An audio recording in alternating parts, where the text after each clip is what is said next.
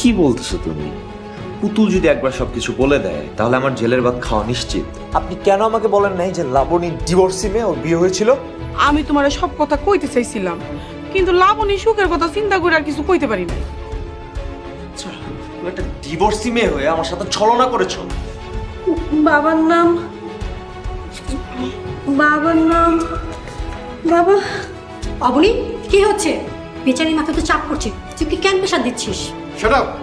You irresponsible! Just shut up! আব্বু, তুমি পুলিশকে ফোন দিও না, উনি অযথা আমাদের একটু সন্দেহ করবে।